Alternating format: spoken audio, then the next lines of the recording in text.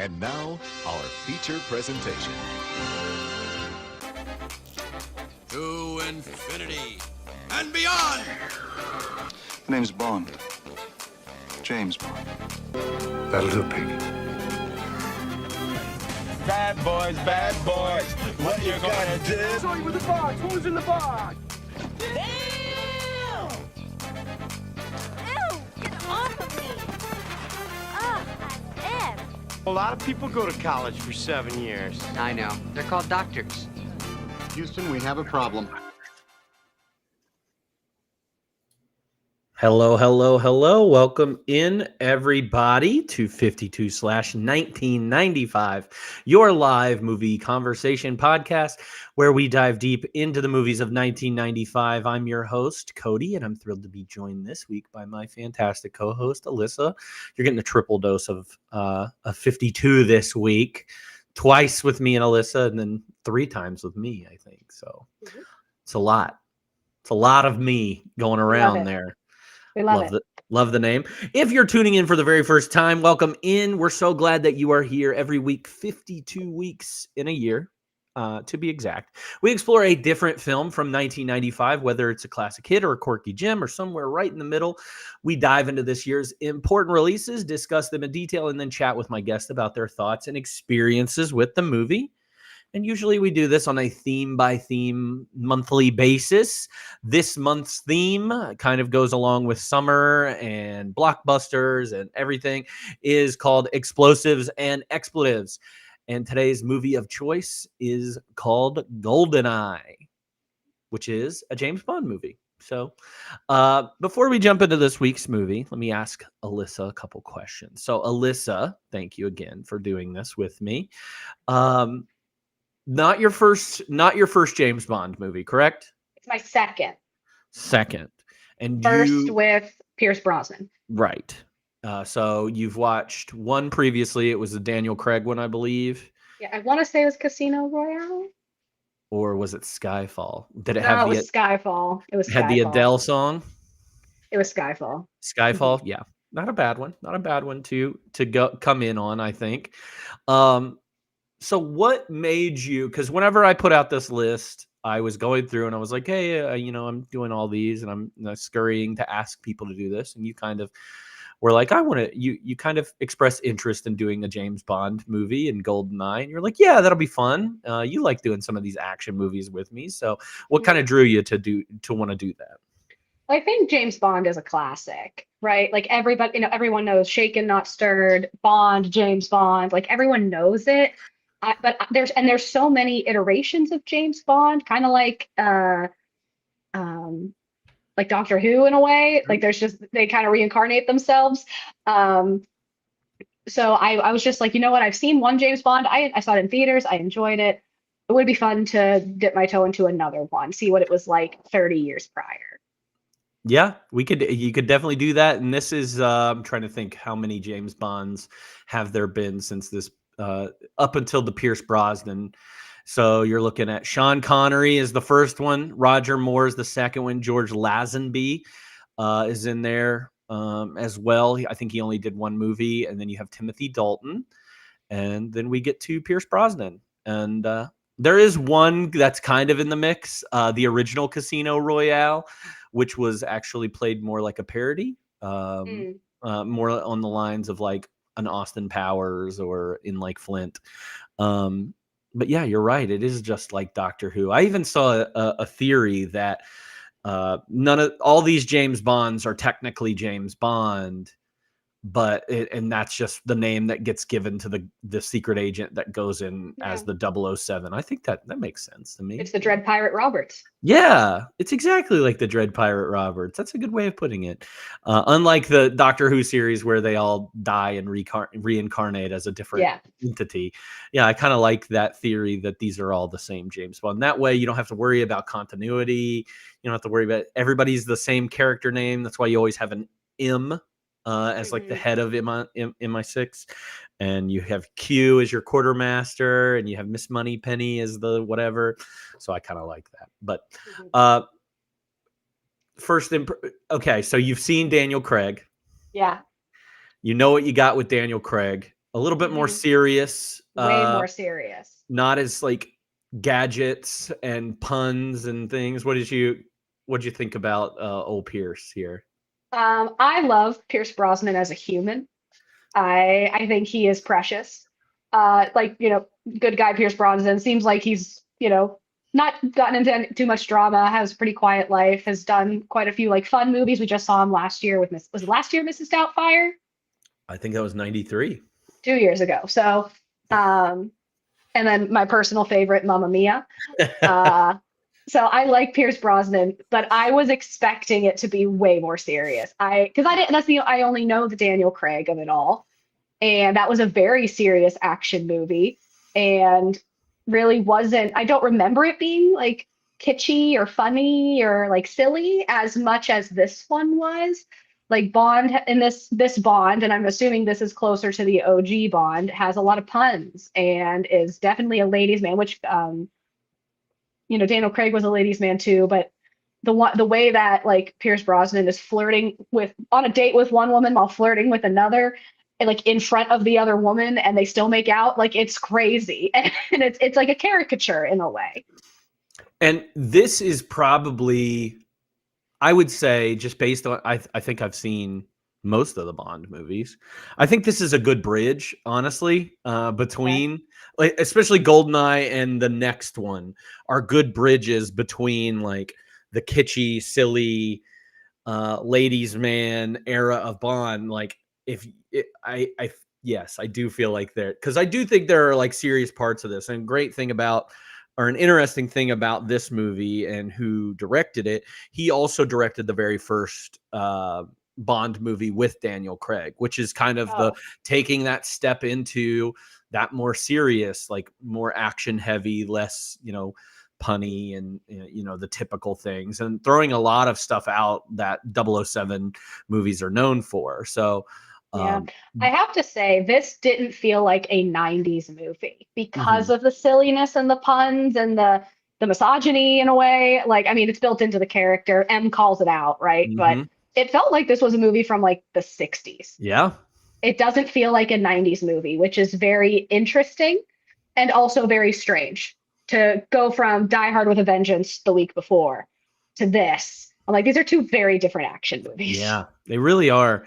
And it's, yeah, I don't know what it is about Bond, but people are very serious about their Bond, and they Mhm. want him a certain way and they like him to do a certain way. And I think that Daniel Craig's character got away with a lot of things that most people probably didn't enjoy about Bond, because it was a lot more serious and was more straight action and stuff. But one thing I will say that those movies do have in common with the movie that we're talking about today is such a convoluted plot, and like doesn't make any sense at all half the time. So that didn't change at all, because Mhm. some of those Daniel Craig movies are batshit when it comes to plotting, and I'm like, this doesn't make any sense at all. But I digress. I'm glad I got some info from you on that. Now we can dive into this week's movie and really discuss it. So, this week's movie, of course, like I said, is called GoldenEye. It came out November 13th, 1995. It is directed by Martin Campbell, who also directed Casino Royale.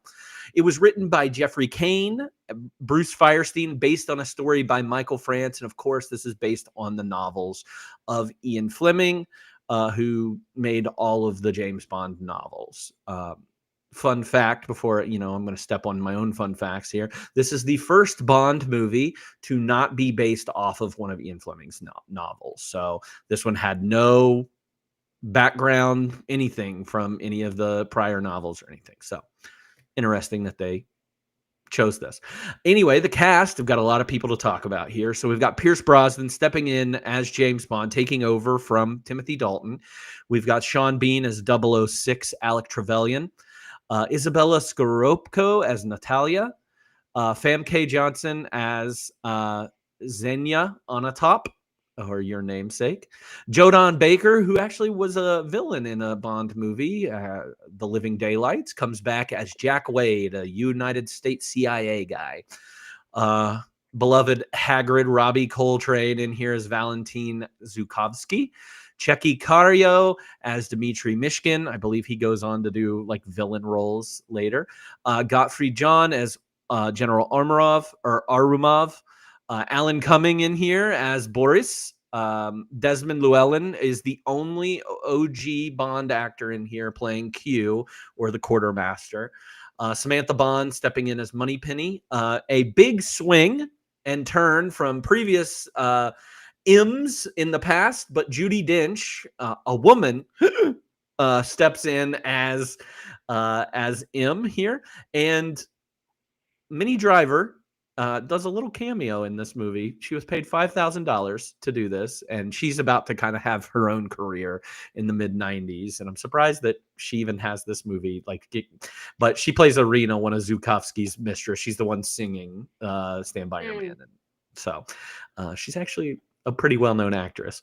The synopsis for this movie is: when a powerful satellite system falls into the hands of Alec Trevelyan, aka Agent 006, a former ally turned enemy, only James Bond can save the world from an awesome space weapon that in one short pulse could destroy the Earth. As Bond squares off against his former compatriot, he also battles Trevelyan's stunning ally, Xenia Onatop, an assassin who uses pleasure as her ultimate weapon. I love watching your face. What a description. I can't. That was a great description. So many spoilers. Mm-hmm. Like right off the bat, Alec is the bad guy. I'd be like, hey, we don't find that out until halfway through the movie. That's like Very the big true. reveal. Very true. I love using pleasure as my ultimate weapon. I hate this. I like my name, Live and Let Thigh. It is very great. It is clever. Right? It's good, right? This movie had a budget of $60 million. It had a box office return of $356 million. This is actually the number 2 movie worldwide, right behind Die Hard. It is the number 6 movie domestically, though. So worldwide, people love Bond, but not as much as John McClane and Die Hard. So pretty cool. This movie has surprising ratings. Okay. I was very surprised by that. Rotten Tomatoes has this at 80%. IMDb has this at 7.2, and Letterboxd has this at 3.6. And Roger Ebert himself gave it 3 out of 4 stars. He said, I had a good enough time, I guess. Although I never really got involved. I was shaken but not stirred. 3 out of 4 stars, though. You know, I think millennials get a lot of shit for being nostalgic, hence hosting a 30-year podcast. But Gen X is just as, and baby boomers are just as guilty. This is such a boomer. And if you read the rest of Roger Ebert's thing, he's just like, yeah, this isn't my Bond. My Bond is Sean Connery. And I'm just it's almost like, you know how people make that argument for SNL, it wasn't as good as back in my day. And it's just like, SNL's funny for the last 50 years. Get off. But it's like people love it, have the nostalgia for it. They grew up watching it. They grew up watching their own version of Bond, and now they get to relive it in a new, exciting $60 million budget kind of way. And that's, I think, maybe something that leans into, and I read some of the Letterboxd reviews, and a lot of people, that is in a lot of those reviews, is I grew up watching this movie. I don't care how bad this movie is. I love it because I grew up watching it. And I fully understand that. Yeah. Watching it for the first time in 2025 is a different story. It's not bad. It's not bad by any means. It's just cheesy. Yes, it is. And I think I fall into that category of what you're saying about some of those Letterboxd reviews is my first experience with James Bond was Pierce Brosnan, was GoldenEye. This was my very, very first James Bond movie. And then I ran so Pierce Brosnan was my guy. And then I went back and watched Connery and Moore and Lazenby and Timothy Dalton. But I was always Pierce Brosnan's my guy, even though 2 out of 4 of his movies, I think, are some of the worst Bond movies I've ever seen in my entire life. Doesn't matter. Doesn't matter. I mean, gosh, The World Is Not Enough is one of the worst Bond movies I've ever seen. There's a person in there, Denise Richards. You know who Denise Richards is? I know that name. She's in the movie Wild Thing. She was married to Charlie Sheen for a while. They have a couple kids. Okay. Yep. She plays a nuclear physicist. It's almost as bad as like Mark Wahlberg playing a science teacher in The Happening. Like it's just doesn't make sense. And her name is Christmas Jones. And he said Christmas comes more than once a year. That was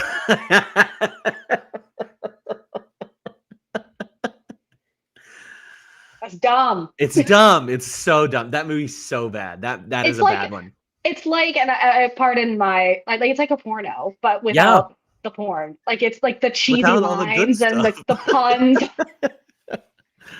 Without like the good stuff. Yeah. It's like the puns, like Christmas comes once a year. Like what the fuck? Like I'm sorry. No, it's good. This movie did not always receive the best reviews.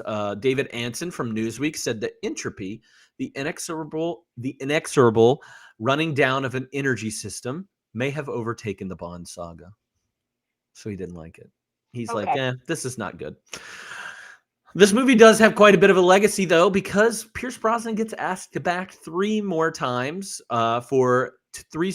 I would say these are his sequels. Obviously, Bond lives on. It actually just got announced yesterday that Denis Villeneuve is going to be the new director of the next Bond's 26th movie, which... If you know anything about Denis Villeneuve, he did the Dune franchise that just came out. Oh, yeah. So it's gonna be. I anticipate it's gonna be dark and. Do you think they're gonna make Austin Butler a bad guy? I was gonna say, do you think they'll make him Bond, or is it gonna still be Daniel Craig? We'll go over that at the bottom, at the end of all this. I'll just because I know he's in Dune. No, he's got to be British though.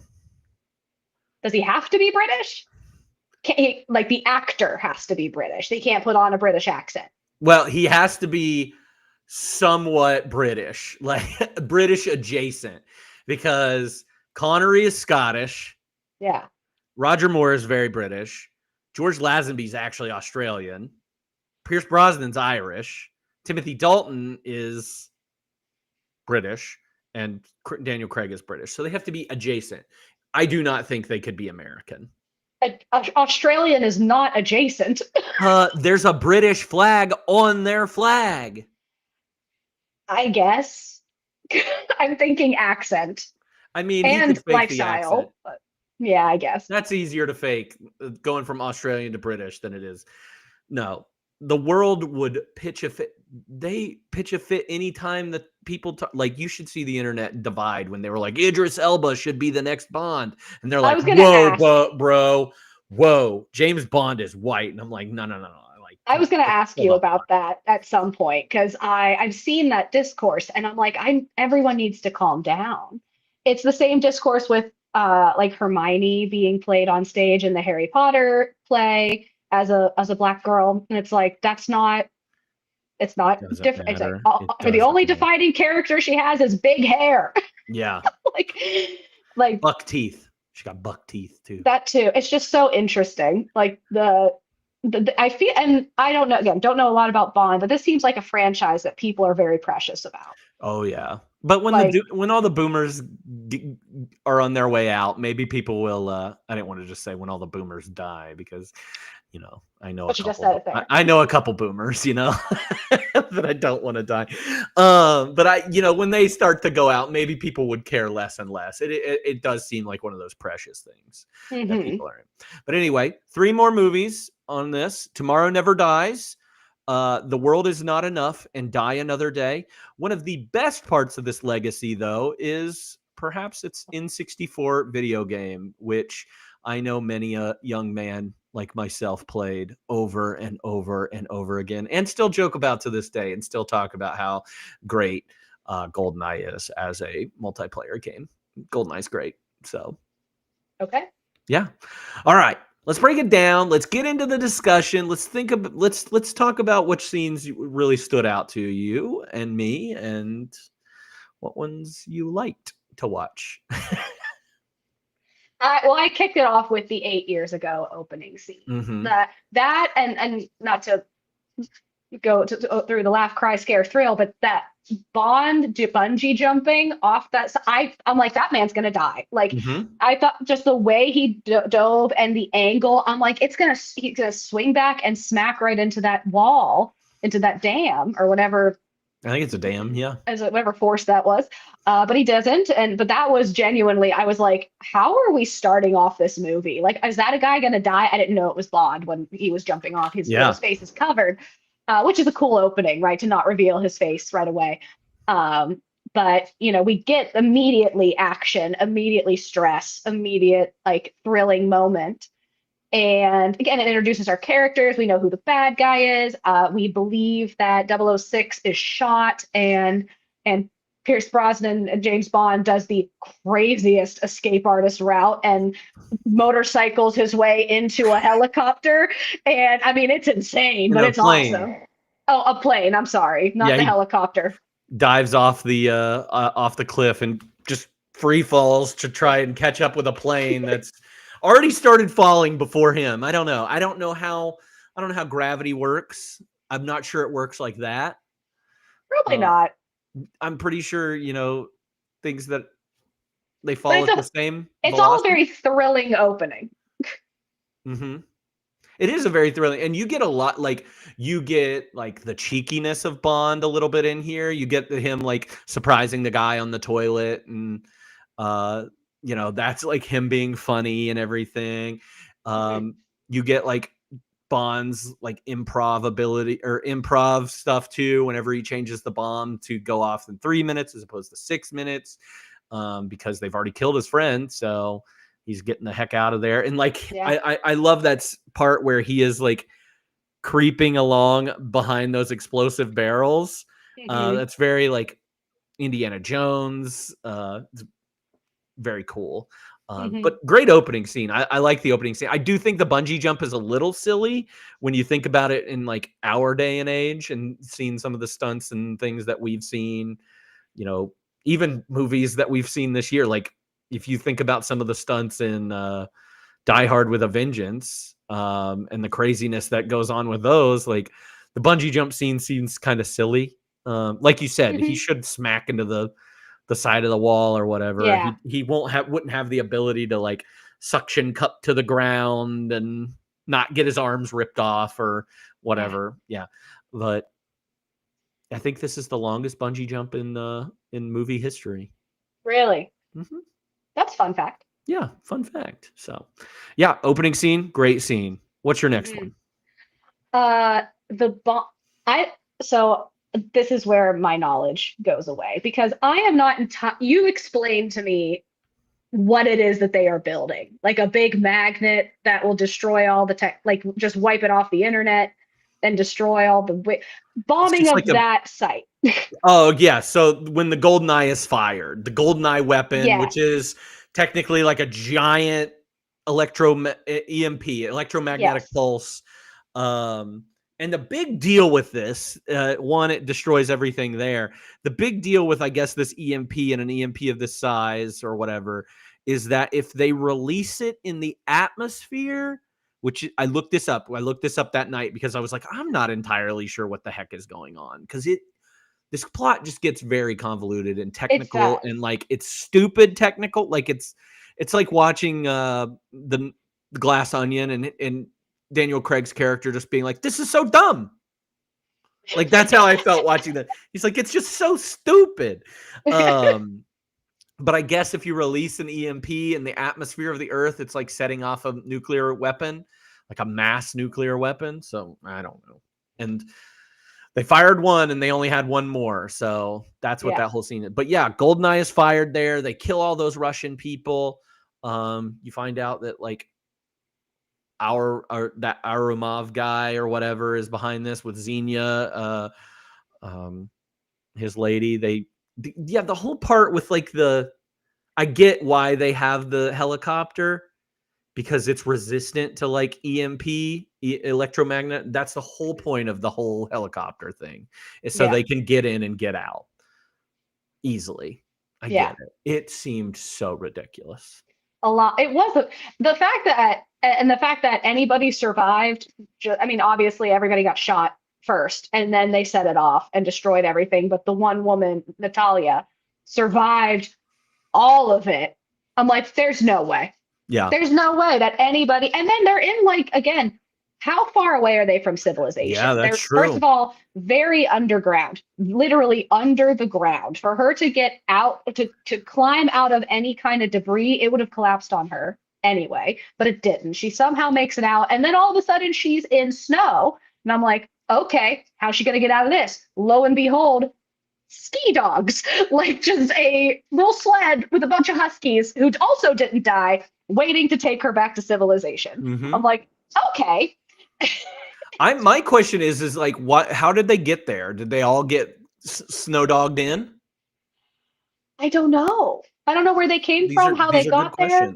And do they sleep there, or do they just work a shift and leave? Or yeah, because since they're under, I don't know. Maybe they aren't so far away from civilization how it looks. But I'm like, again, you can't set a bomb off like that and not have other people notice if it's in the vicinity. So I don't know. It didn't make a lot of sense. Not a lot of this movie doesn't make a lot of sense. But that was it kind of shows how it gives us our plot, right? The GoldenEye, where the title of the movie is, and that it's a big bad thing that we need to prevent people from having or using. And then we get a big explosion, and we get our last girl survivor. Mm-hmm. That's one of our 2 Bond girls. That's a thing of Bond movies. Typical. There's always like one good Bond girl and one bad Bond girl. And sometimes the bad Bond girl starts as a good Bond girl, and then she double crosses Bond. That sounds like an Elvis movie. Yeah. It's pretty much just an Elvis movie. Yeah, these are just Elvis movies with guns. This is just King Creole. Is that the one with the blonde and the brunette? No, that's Kissing Cousins. I forgot. Because he's related to those girls.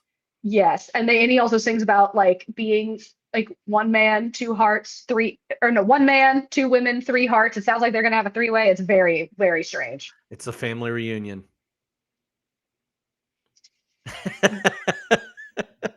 Anyway, the GoldenEye's fired. What do you have next? We're 2 for 2 so far. So I go to the car chase. The tank. Yeah. Yep. We're 3 for 3 right now. Because again, we know the bad guy has been fully. I mean, we knew who the bad guy was, but the bad guy has been revealed to the Russian government, and he kills the prime minister, I believe, Minister of Defense or something like that. Yeah. Yeah. So our bad guy kills the people who could potentially help us, and tries to kill Bond and Natalia, who have just met for the first time in captivity here. And they are escaping, and the bad guy, I cannot say his. Wait, do we get Alec at this point? No. No, we're beyond Alec. Like Alec gets revealed, and that's when Bond wakes up in the helicopter with Natalia. They escape the helicopter, and then they get taken into custody by the Russians. Okay, but in the car, the Russian guy with the hat, Aramov, has the gun up to Natalia's head in the car chase, and Bond goes, you know what? I'm gonna steal a tank and drive it through the city of Moscow or wherever they are and destroy everything. And in this pursuit to get Natalia back, which he does successfully, it works out just fine. But they get on the train, and that's later. But it is such a ridiculous scene. And this first of all, the tank breaks everything, buildings, brick, mortar, just to smithereens. And Pierce, no reaction. He's just driving along like it's a Monday morning traffic, just like yeah. Blah, blah, blah. Yeah, the car's like in reverse at one point. Like it's driving like this. It's crazy. And it's like, it is an insane scene. It was very entertaining, but the entire time I'm like, it is pretty crazy. And it does lead to the train thing where he just gets in front of, somehow gets that tank like on the train tracks and in front of them somehow. He speeds off, and I don't know what the speed of a tank is, but he's having a full high-speed car chase scene. It can't be that fast. No, it can't be, but whatever. But anyway, he gets in front of the car, the train, and essentially derails the train, I guess, to get on there, and that's when the train scene happens, and Aramov gets disposed of, and Natalia and him get out of the train after 3 minutes, with Alec and Xenia escaping to go do their own thing. And this is also where we get the first like kiss of Natalia and James Bond after the thing blows up, and you're like, is this Speed? That was exactly what I said. I was like, they are unreasonably horny for no reason. Like, I do understand that they just like saved their lives, right? That they just escaped death, and they just happened to be two heterosexual people. But like in the same way that at the end of Speed, I get that there was like cute little flirting between Sandra Bullock and Keanu Reeves, but like the way that they took it like so far sexually, I was like, you just met 4 hours ago. Oh, serious. Like, this is one of my what the fucks. Like, I was like, she hated him 20 minutes ago. She was literally punching him, like, and telling him to get off. And now all of a sudden, I mean, I get it. You get your life saved. There's I think there's some psychological term for it. We needed more build up. Like, or for it to make sense. Like, or something like he's constantly flirting, constantly on the prowl, and it doesn't matter. It's a woman. But yeah, she like hated him 20 minutes before, and now we're cool. So that was strange. But that was actually my next scene, was the train escape. So what do you have? I only wrote down 4. Oh, okay. What's your last one then? The satellite fight was the last thing that I had. Oh, I said fighting for my life on the ladder. Yeah. I think the satellite scene and that whole like setup at the end is maybe the best action set piece of this thing. It feels the most serious that we get the entire time. We get Bond trying to stop the satellite from getting turned so that the GoldenEye can't be fired, and him and Alec just chasing each other across these like these very small walkways above this. I mean, way too high. Yeah. For any normal person to be doing this, and then running out of bullets and shooting at each other, not hitting each other, and then getting into like fist fight, knocking them down the ladder. It was very Darth Vader, Luke Skywalker at the end of Empire Strikes Back, where he's like hanging on. And well, I was gonna say like the background characters in this movie have the same shooting skills as the Empire. Like, like they just miss everything. Bond hits everything, but everyone else misses Bond, and it's crazy. It is a stormtrooper. I couldn't think of the word stormtrooper, and they've got the same shooting skills as stormtroopers. It is very laughable. And then before the satellite scene, we get a couple of different other scenes. Like we get the death of Xenia, as she's trying to squeeze Bond to death. I forgot about that. And she gets squeezed to death in a tree because Bond shooting the helicopter. That was a little interesting. Everything that kind of happens in the like lab area with Boris and the pin, the like one of the few gadgets that we get to see, the pin grenade and that exploding and taking everything there. Am I missing anything? What else am I? Natalia messing with the codes. Oh, like her kind of like, being her a better computer whiz thing. Being a better hacker than Boris. Yes. Even though she's just a level 2 or whatever he says, like she's just a level 2 programmer. It's very I get it, man. I know who Boris is in 2025. I know who he is. I've met him. Yeah. What's my favorite level? I'll say probably the first level with the toilets and everything. That's probably my my favorite level. Slappers only though. So you have no idea what I'm talking about. And that's okay. Who's your favorite character or scene stealers? So I'd seen Steelers, and I Same. put Q and M. I put M and Moneypenny. Okay. I loved them both. I thought Q was very funny. Like you said, he was like the only OG one. But I love the gadgets. I love he's just kind of like this like old kooky man in a basement making, explosive pens. Like that's kind of fun. He's cute. He's a cute man. He is cute. And M is like lethal. I love M. And of course she makes an appearance in the Daniel Craig series as well, continuing her role as M. And I'm like, yeah. So it was fun for me to see her in her first movie as well as in Skyfall. Yeah, I think that she does 3 with Daniel Craig. I think Skyfall is her last one as M. And she has some like health issues and things too, which led to her getting replaced by Ray Fiennes. But she is the best part of all of these Bond movies, in my opinion. Like the Pierce Brosnan to the Daniel Craig, because I really like her take on that character. Yeah, I agree. Takes no shit, gives shit back to James Bond, calls out the things that are wrong with the series in a very fun, cheeky way. And you see them wanting to pivot to the Daniel Craig era, but they still can't. So no, I love him. And yet people still love this though. They do. They absolutely do. And Moneypenny, I really like Moneypenny because she's kind of the same thing as M a little bit, although she's got that fun role that is very attracted to Bond, knows everything about Bond, and won't can resist him. She's the one that Bond will never get. And if they ever change that, that's ruining a series. That's ruining. That's precious. Keep Moneypenny away. Save Moneypenny forever.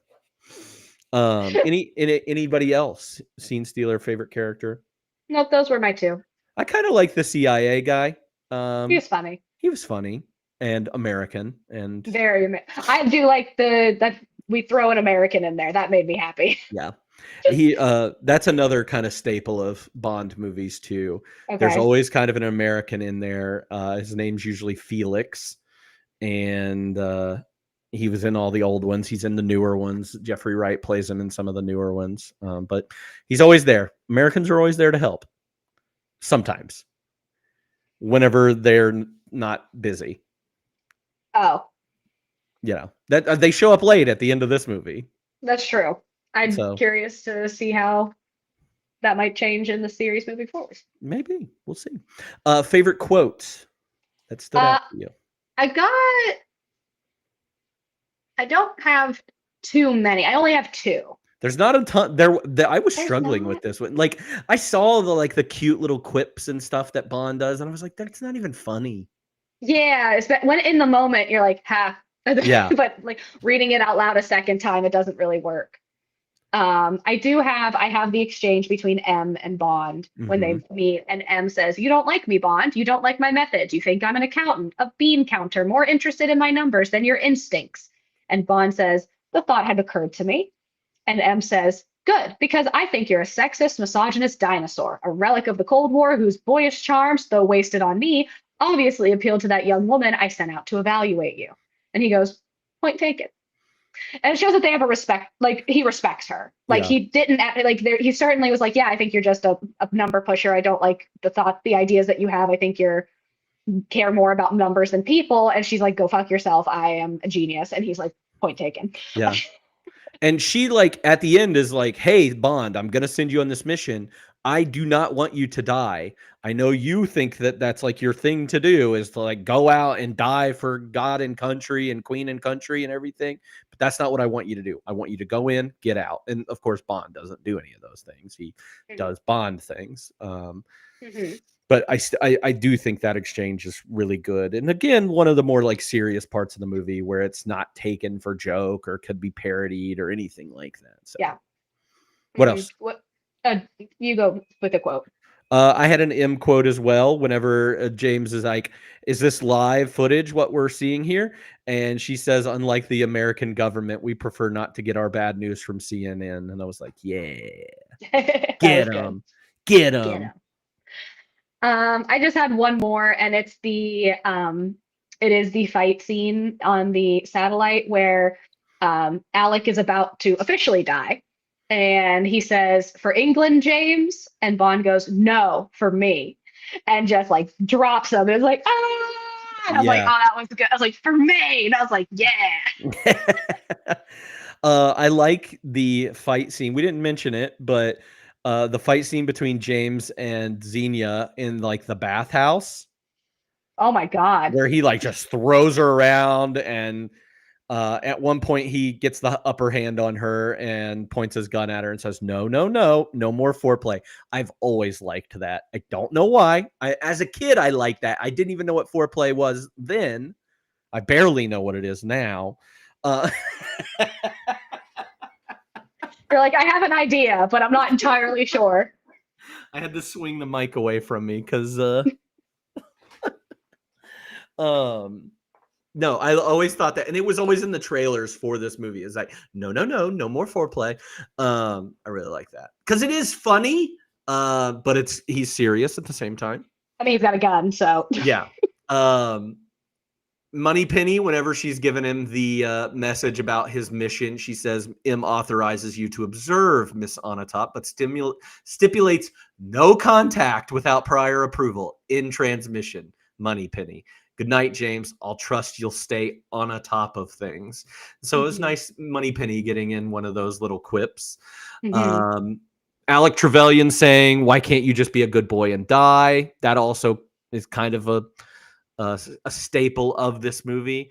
And then James Bond has one that's governments change, the lies stay the same. And I was like, ooh, that's good. I like it. That's good. Biggest laugh, cry, scare, or thrill. I know we've touched on a couple of these. No, I just put the thrill, and it was that bungee jump at the very. I mean, I am not good at watching action movies. I am constantly stressed the entire time, as if like don't know what's going to happen, that they're going to win. They're going to win in the end, and the bad guy's going to die, and he's going to get the girl. It happens every action movie. It's fine, but in my brain, my brain doesn't know that yet. So I'm also someone who is not good at catching or guessing the plot twist. I had no idea Alec was going to pop out. Like, obviously I'd never seen it, but I was like, he's the bad guy. Like, I had no idea. So I'm always That's why shocked. I like watching movies with you, is because I don't know shit. Well, no, it's like you're not trying to figure it out. I feel like you're never trying to Yeah. figure things out. No. Like I don't feel like you're the kind of person that would go into an M. Night Shyamalan movie and be like, okay, what's the twist right now? It's 5 minutes in. I feel like you're just watching it. I'm just watching it. Yeah. And I think that's the way they should be watched. Right. I didn't know that the twist in The Sixth Sense until about a year ago. So. When we watched 50 First Dates. Not even The Sixth Sense. 50 First Dates. And it's like, the guy was dead the whole time. I said, what? Spoiler alert to all those that haven't seen The Sixth Sense. My bad. But I didn't have any, like, there's no real scares necessarily, other than me being stressed the entire time. There's a lot of thrills with the bathhouse scene, or the fighting, and the chase scene, and the everything. A lot of timers on bombs being set too. Yeah, so a lot of thrills. I didn't have a lot of laughs, or I don't think I had a cry either. I didn't cry at all. Just thrilling. I mean, it would be sad to see all my coworkers die in front of me, but yeah, that I don't. She just like bucked up and made her way out. Like, yeah. I think I would be a little like PTSD, like have to go to therapy after that situation. Yeah. Just take me, government. That's what I would say. I had a laugh down, and that's when James Bond picks up the sub sandwich while he's messing with Q, and Q says, "Don't touch that. It's my lunch." I thought that was funny. So it's not a gadget. It's not a gadget, and that's been a thing before. I'm pretty sure there was a sandwich phone radio or something. That's funny. Yeah. Most ridiculous moments. I have several. Oh, I have a yeah. lot of complaints. Yeah, Okay. complain, please. That's what this is for. The first is the opening credits. I know I that love that there are nips in there. that's the part that I am like shocked by. Like like it says like we said it like we saw like the rating and it was like for nudity and you're like I don't really remember nudity in this movie. And then all of a sudden there's just these women naked, fully naked, full frontal nudity on the screen in like shadows dancing and I was like what to a Tina Turner song and I'm like what is happening? So I was very confused by the opening. I did not like it. I understand that that is part of the James Bond. That is a Bond thing, is the I song and the understand. intro. It's all a thing. I just didn't like that the intro. I get the intro. I just didn't like that it was naked women for It's like no the reason. Blurred Lines video. Oh, fuck that. Fuck Blurred Lines. Fuck Rob, whatever the fuck his name is. Fuck that song. No. Hey guys, if you ever want to know how to get Alyssa fired up, just mention Blurred Lines, obviously. Obviously. I just saw her go from 0 to 60. Fuck that guy. Anyway, number 2. The chase scene. I've already mentioned it, but the fact that everything broke. Everything was destroyed. Buildings, he just tanked through. I'm like, the tank is not going to do all of this damage, but it was very funny. Also, what the fuck. Number 3, on a top, getting off from squeezing people to death. I also had the question of how squeezing people to death would kill them because I was like, it's not like she's like strangling them in their neck. She's like squeezing their ribs together and also climaxing. And I was like, that's a lot to take in all at once. Like, so comparing this, like obviously James Bond is a very sexual being, but this is like the most explicit character that had been in James Bond up until this point. And especially like that sex scene that we get at the beginning where Xenia is killing that like general, that Russian general. Like that's like the first explicit sex scene that has been in a Bond movie. Okay. But like she gets off not just that way, anytime that she exerts pain on anybody, like when she's firing the gun, trying to looking for Natalia, she's like, like she had just like, blown her load everywhere. Literally and figuratively. Yeah. Wild. She is that is a wild character choice. Unique. It is. Yes, I'll give them that. It was very unique. But it was strange. Like I was not prepared. I think I'd look over at you when you're watching that just to see your face as she's just going full climax while killing people or fighting or whatever. I'm just like, like look at this. It's probably my face the whole movie. She wild. Just very concerned. Yeah. That's Jean Grey from the X-Men movies. Oh. Yeah. Fun fact. Cool. Those are my what the fuck. I put Natalia kissing James after dying in the train explosion after, hating. The bungee jump I think is ridiculous. I also think the jumping to get to the plane is very ridiculous. But I mean, that's typical. Action movies always have these things. I mean, even with the Die Hard this year, like they should have died a couple times. Not my Jean Grey. I think that's my Jean Grey though. I'll take her as my Jean Grey. Yeah, so we kind of already went over all the action set pieces and everything. Best music moment for you? I did say the Tina Turner opening song. Yeah. I think there's not a lot of music. I mean, there's a score obviously with the James Bond theme, but the only like big music moment that stuck out was the opening song, and I just like that it's Tina Turner. Yeah. I didn't like the visuals, but I like the song itself. Yeah. That's always a fun part is like seeing what artist is going to do the intro for these. And I'm trying to think. I think Alicia Keys and Jack White did one. That sounds right. At one point. I think it was Die Another Day that they did. And I was like, yeah, this one's going to be awesome. It's Alicia Keys and Jack White. That'll be cool. Obviously Skyfall, Sam Smith has done one. So I forget what some of the other ones are, but yeah, it's like an honor to do a James Bond theme song. The other music moment that I put is Stand By Your Man. being sung by that terrible Russian singer, Zukovsky's wife or whatever. I thought that was a really funny scene. And shout out Minnie Driver. You're That was doing very it. funny. All right. Now I'm going to get into it. We're going to do an F, Marry, Kill. Okay. But I'm going to do an F, Marry, Kill with a potential in here. So I'm going to do Bonds. Okay. Because I didn't want to do the girls. I didn't want to be like, girls. I could do some of the male characters in here, but let's have a little fun with it. So I said Pierce Brosnan's Bond versus Daniel Craig's Bond versus a potential Aaron Taylor Johnson Bond. And who is Aaron Taylor Johnson is a great question. So I will tell you who Aaron Taylor Johnson is. Why is it a potential?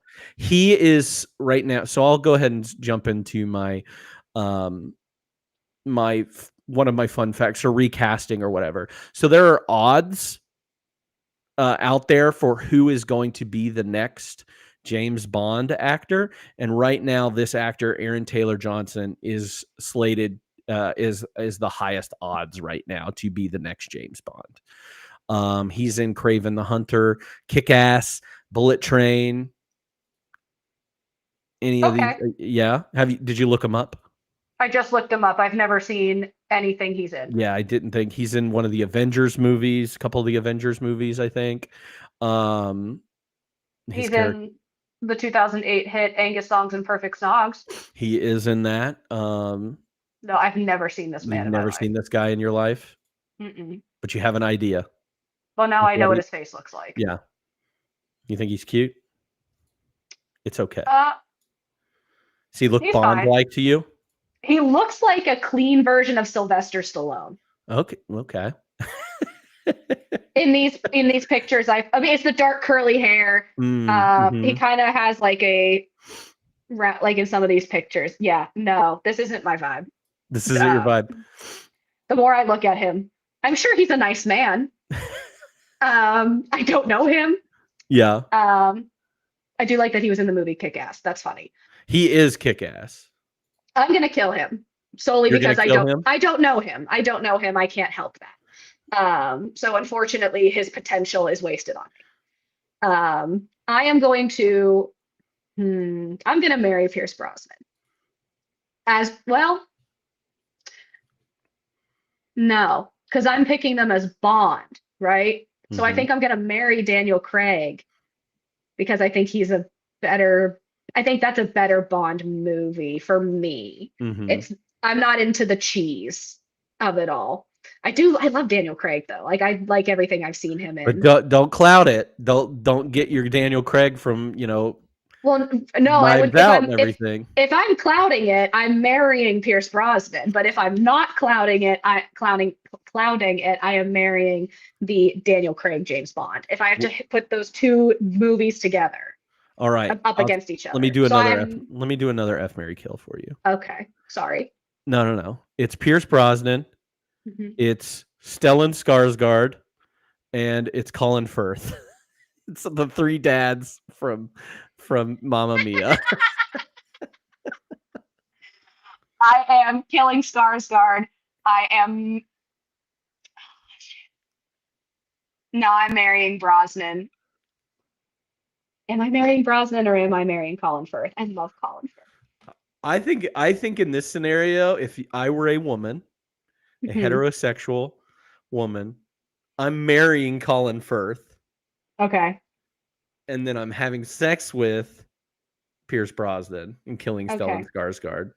Okay. Am I going by character or by actor? Oh, it doesn't matter. I don't care. If we're going by actor, I would have different feelings. Because I would be with Pierce. I feel like Pierce is a stand-up guy. Pierce is a human. He's very loyal. Yes, Pierce I think he's a good guy, Pierce Brosnan. But in the movie, I think Colin Firth he's also gay. His character is gay. But that's why I said I would marry him. Yeah, I was he'll be a good husband. He'll be a good husband. My lavender marriage. Yeah. He'll let me have fun. LOL.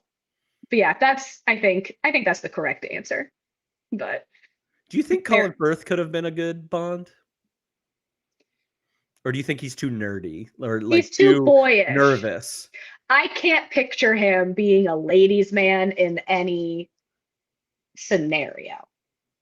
Like, has he played I mean, like multiple ladies. Like, obviously, we have him in the Pride and Prejudice. Like, him as a romantic character, we can do that. Him as a player, I don't see it. Yeah. I love it. I would have asked you the other Bonds, but you don't know them, so. I'm sorry. No, it's okay. I like what we did. It always comes back to Mamma Mia. It always comes back to Mamma Mia. Who do you think gave the standout performance? You know, honestly, I think I have to pick Pierce. I don't really like it. Well, no, that's not true. I do like Judi Dench in this movie. I think she's going to be my best performance because I don't really like anyone's performance except hers in this movie. Like, they're fine, but I don't know. I'm like, I think she's the best, and that's kind of it. I agree with you. I think she has limited screen time in this movie. Obviously, is playing M, but what she does in that like 5 minutes that we get her is incredible. Like, she's great, impactful. Yes, I picked Pierce Brosnan just because he's Bond, and I think he's kind of a perfect Bond in humor, in sex appeal, in looking like he would be a secret eight, like could be that guy and could fire a gun and be an action star. Like, he gives me all of those things and checks all those boxes for me. I think he does fine. So that's what I'm going with there. Like it. Now, is there anybody? Did you do a recast of 1995, or is there a character or an actor in 2025 that you would like to see? I did not do 1995. I never do. So do you have any for 95? It's interesting. Both Liam Neeson and Ralph Fiennes were among the people that were slated to be the new Bond, which is interesting. I also thought, like, let's think about it. Who else is a young British star at this point? Like Gary Oldman would be around the same age as him, and actually that might have been a good, an interesting take on Bond. Gary Oldman, I imagine he would be more like a Daniel Craig than Pierce is giving us. Pierce is giving us more Connery than anything. Hugh Grant is another British young guy. I don't think he could do it because of the same reasons that Colin Firth couldn't do it. Yeah. He's too nervous and weird, and he's handsome, but yeah, he's just Hugh Grant, and that's not a good Bond. But those are the only ones I did for 95. I didn't recast anything else because nobody else matters in this movie, honestly, besides M. So 2025, though, I'd be interested to hear what you said. So I got a couple. I actually did pick all British people, not knowing about the British thing about it, except for I had one additional one. So Taron Egerton, because of Kingsman. A movie you've seen? No, but I know it.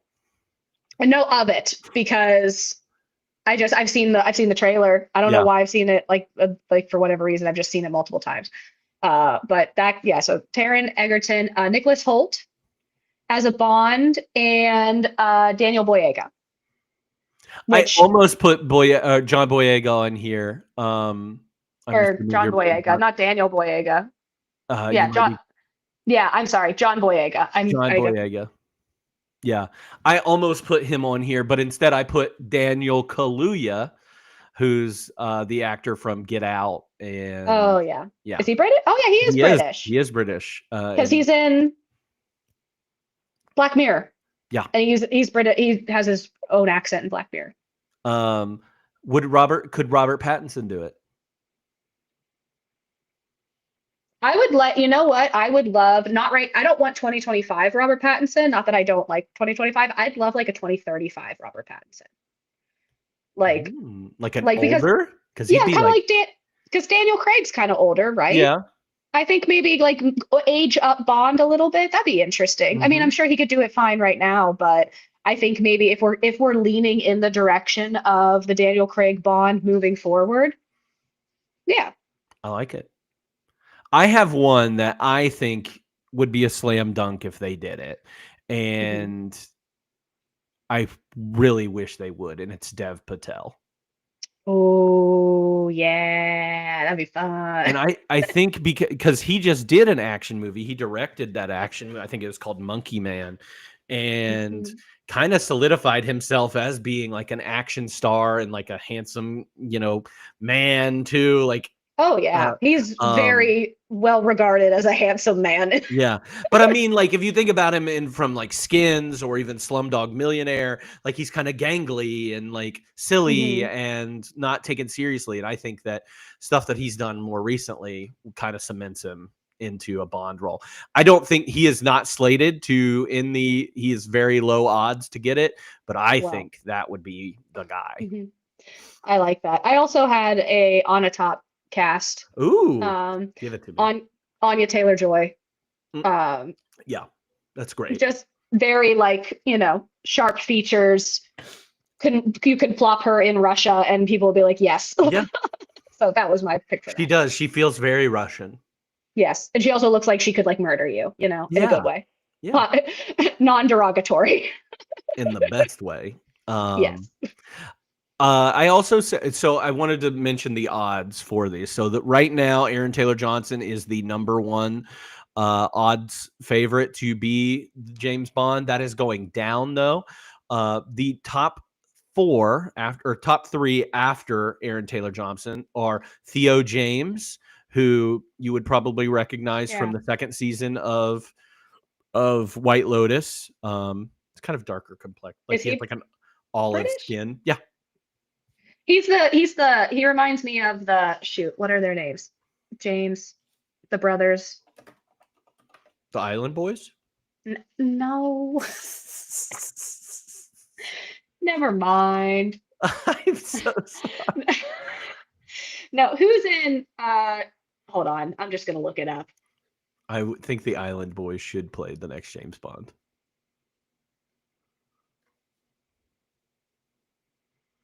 Franco brothers. Oh, yes. He looks like a You've told me Franco to that me. before. He does look like a Franco. He's the British Yeah. Franco. So Mhm. he's number 2 on the list. Aaron Pierre, who is kind of a new front runner to this, and because he just kind of came out in what was the movie Rebel Ridge, I think is what came out last year. A very good-looking man. He is a black man as well, which is interesting that he's taken such a lead or coming up in the rankings because people are so precious about their Bond and fought Idris Elba for the longest time, so much so that Idris Elba is not even considered anymore. He was also in the Mufasa movie that came out recently. Couple other things, but not bad. Very attractive man. Wouldn't mind seeing it. And then Henry Cavill Oh. is the Yeah. number 4. They've wanted Cavill to be it forever. He has been like the guy, but now he's 42 years old. I don't know if they really want Bond to be that old, Mhm. or if they're maybe doing a reset, and maybe going for a younger Bond. I don't know. Mhm. If you want to put Tom Holland in there, just do it. He'd be terrible. He'd be so bad. He'd But be I so love bad. him. He's precious. He's so stupid. He's too cute to be Bond. Like It would be like baby turtle cute. well, I mean, I know he's taken on more serious roles or has tried to, like Cherry. But I would be fun if Tom Holland was Bond and Zendaya was his Bond girl. Mm. I don't think she'd do it, but Funny enough that you say Zendaya, she's actually like one of the like top 4 odds to be the next villain in a Bond movie. okay. The odds are so interesting. Yeah, Like, people bet on this.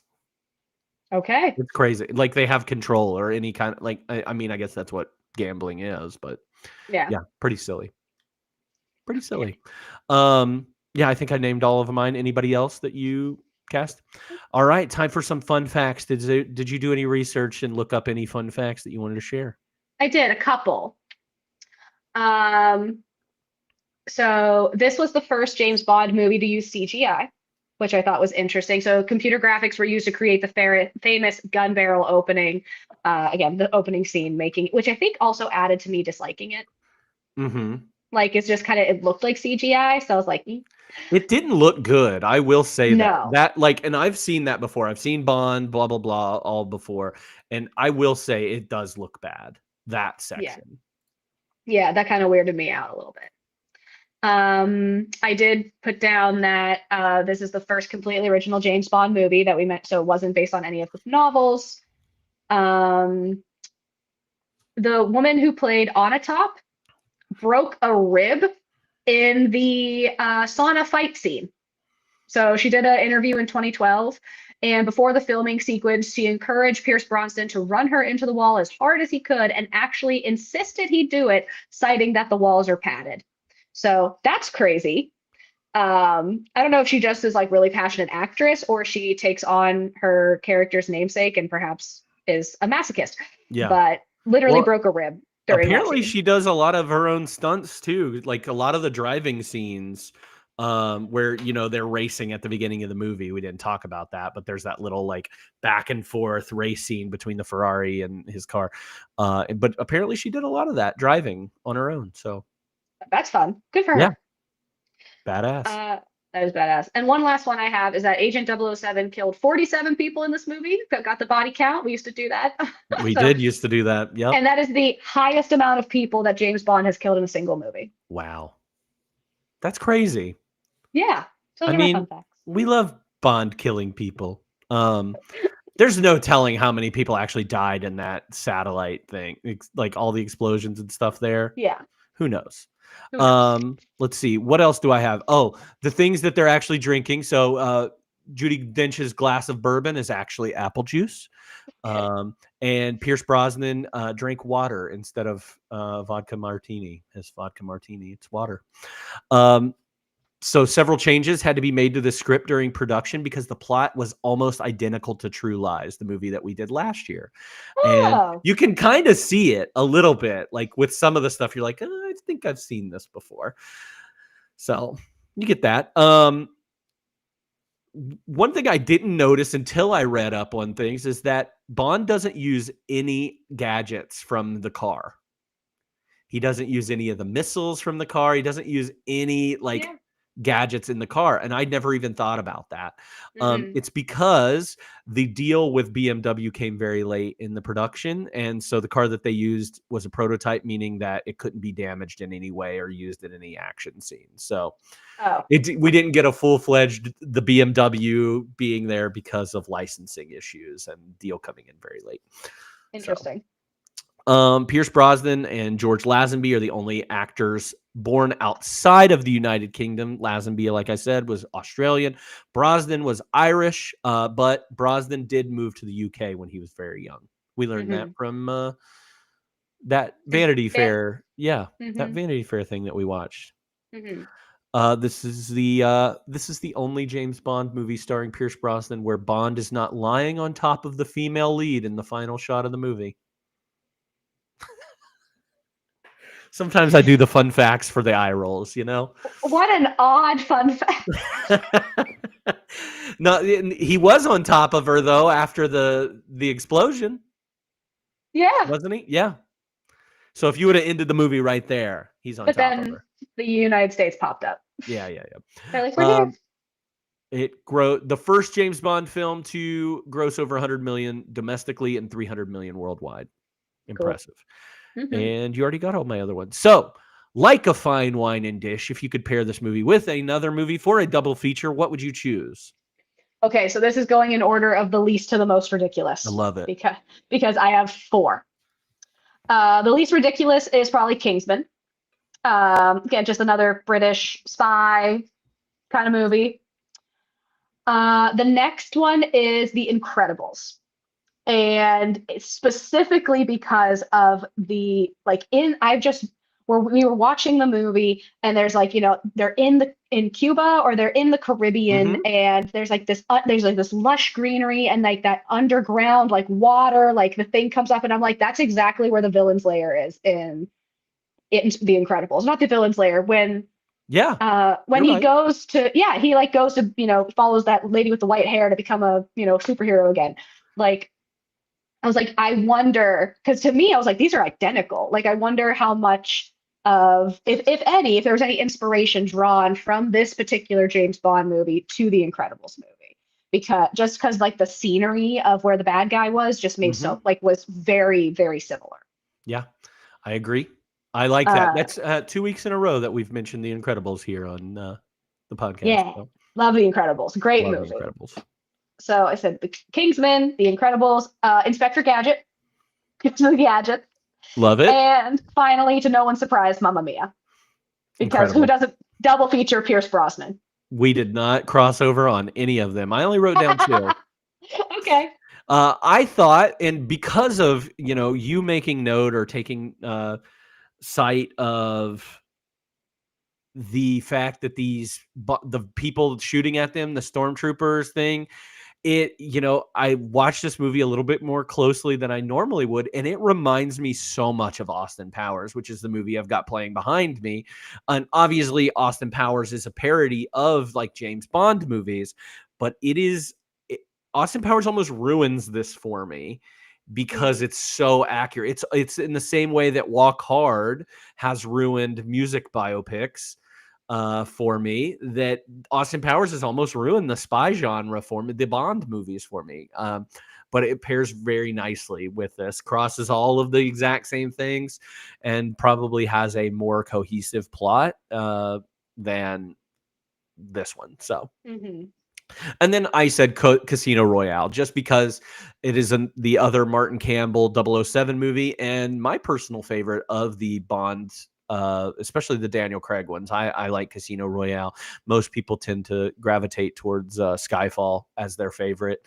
But no, I like Casino Royale. I think it's raw. I think it's fun.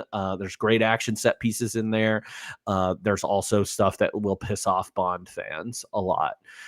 So I like any time that a movie gives the middle finger to its fan base, and that's what Casino Royale does. So, all right. On a scale of 1 to 5, how likely are you to rewatch this movie? Probably a 2. Yeah. I don't care to watch it again. I get that. And I Good. love GoldenEye. Again, probably for my precious. This is the very first one I ever watched. I said 2.5 on it. I mean, it's not anything that I'm like, yeah, unless I was doing a rewatch of the Bond movies, I don't think I'm going to come back to too often. So that leaves us to our overall star rating, which means rate the film 1 to 5 stars. What'd you give it? I want to give it a 2.5. Yeah. I was fine. I have fun. Action's not really my genre. I get too stressed out. I think I do like some thrilling action movies. Again, I liked the Daniel Craig a little better, just because it's a little more serious. I even think I enjoyed Die Hard with a Vengeance a little more because it was taken more seriously. I mean, Yeah. it was ridiculous, but I think you liked Speed too. I did like Speed more. Like, I think, and that's something that we kind of talked about with watching, like, at least with Pierce Brosnan, it's just like there is no expression. There's just guns going off and bullets, and he's almost dying. And, he throws his best friend off of a satellite, and just nothing phases him. He's just the entire time. I'm going to do that with my best friend. You're going to throw your best friend off a building? I'm going to throw him Or a off satellite? onto a satellite. That's not nice. Well, if he doesn't act right, then I'll do it. But when in watching Die Hard with a Vengeance, right? Like the characters are stressed out. They're like, everybody get off the train, or like, oh my god, it's gonna like which is a normal reaction to have in the face of death. So I think that's why I kind of had a little bit of a disconnect from this movie. I'm like, this isn't realistic, which Bond movies aren't supposed to be realistic, but it doesn't straddle the line between realism and fantasy well enough for me. Yeah. I'm with you. And like I said, I watching this with more judgmental eyes, I gave it a half-star bump probably for my nostalgia and rated it a 3. I even think I said in my Letterboxd review that I was like, this is a 2.5 movie. This is a 2.5 movie at its best. Especially when we get the Bond that we get later. So, and honestly, I think Pierce Brosnan's best Bond is Tomorrow Never Dies. He also gets a kick-ass Bond girl to go with him. Michelle Yeoh is amazing in Tomorrow Never Dies. So, and a little twist on the Bond. So, yeah, I think I like Tomorrow Never Dies a little bit better. Probably an Very fun. unpopular opinion. All right. Well, thank you, Alyssa, for joining me and doing another action movie with me. I love when you get to do the action movies with me. It's great. Before we wrap up, have you watched anything recently that you would recommend? Or it doesn't have to be a movie. It could be a podcast. It could be anything. I haven't. I have been like off my movie game lately, like really haven't watched much of anything. I am consistently watching Somebody Feed Phil, which, if you don't know, is a Netflix show. And there's a new season that came out. So if anyone hadn't seen it in a while, they did just release a new season where this man, Phil, who is the creator of Everybody Loves Raymond, travels around the world. It's like if Anthony Bourdain was wholesome. Travels around the world and has good food and meets nice people and has a good time. And it's very wholesome. And that's all really my brain can handle at the moment is wholesome watching. I'm also watching a lot of YouTube, which is I get into my cycles of watching YouTube. I think I'm really heavy on that right now, which I apologize since because I'm heavy in YouTube, that makes you be also heavy in YouTube. But watching a lot of Try Guys. And that's okay. It's very funny. It's again, I just want my brain to be soup. I am not interested in expanding my mind at this current moment in life. So only silly, funny, lighthearted things for me. And Try Guys is very good at doing that. I love that. I like Try Guys. It's great. It's They're perfect. very funny. They're idiots. They're quick. I love them. They are idiots. I only have one movie too. I haven't done a lot of movie watching except for the stuff that I do for like extra credit, and I already talked about that Wednesday. Blah blah blah blah blah. Anyway, I did watch 28 Years Later, and I think out of the group that I went with, I might have enjoyed it the most out of everybody. Maybe they've sat and thought about it a little bit more and enjoy it, or maybe they hate it even more than they already hated it before. But I really kind of enjoyed it. It did take me a while to come to a conclusion on that. I don't think it's as good as the first 28 days later.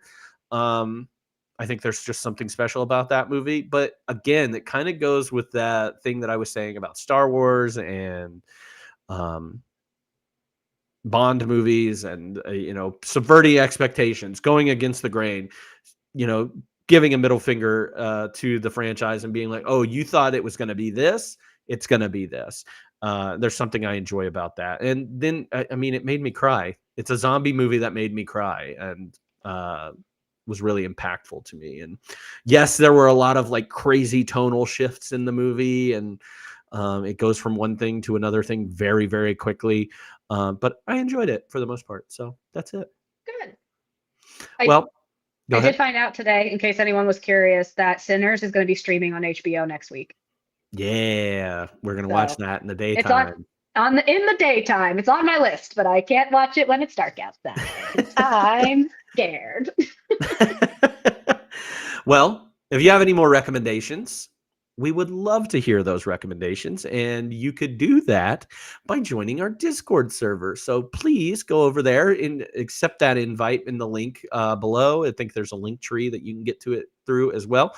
And you're always welcome to follow us on Instagram. Instagram is usually where I post when we are going to be doing these. We're going to be doing these podcasts with summer coming around, a lot of vacation, a lot of traveling. So I tend to not do these on the Sunday afternoons. Obviously, it's Thursday afternoon or Thursday evening, but usually they're on Sundays. Instagram is going to be the best place to see where, when we're going to have these. And also check out my account on Letterboxd. I have some friends on there that show up on the show. They have Letterboxd as well. You can try and track them down if you're creepy. But check us out on there as well. And we're going to finish up this month of Explosives and Expletives. We will be doing that on Monday, June 30th at 6 p.m., which, Explosives and Expletives, it's all action movies. And we're actually doing is this our first like sequel to a movie that we've already done? I think so. Yeah, I think so. We did a sequel with Die Hard, but we haven't watched the Die Hard movie. So that was an interesting thing. This will actually be our first sequel to a movie that we've already done. So our next movie is Desperado, which is a sequel to El Mariachi, the Robert Rodriguez film. And so check that out. And we're going to be discussing that on Monday, June 30th. And then we just started a new extra credit theme yesterday and going until the end of July. I think that's July 30th. At 6 p.m., where we're going to be doing Just for Kids, where our 4 films are all kids movies from the 90s. 3 of them are Disney movies, so they're easy to find. And then there's one out there that's a little less easy to find. But those movies are Mighty Morphin Power Rangers, the movie, The Big Green, Tall Tale, and A Kid in King Arthur's Court. So we've done some good movies, and now we're about to do some silly, nostalgic kids movies. So those will be fun. That, like I said, that'll be Wednesday, July 30th at 6 p.m. And finally, my final housekeeping stuff.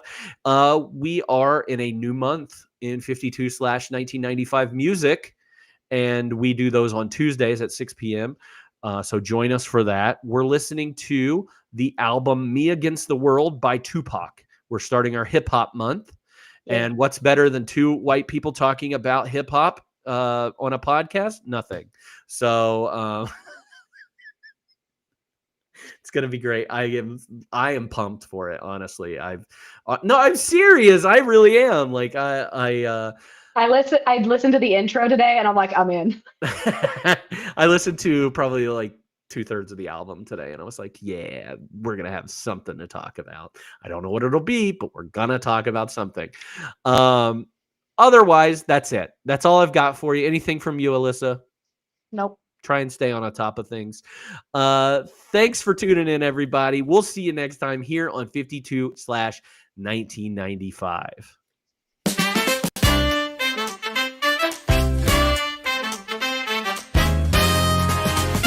What a year, what a time.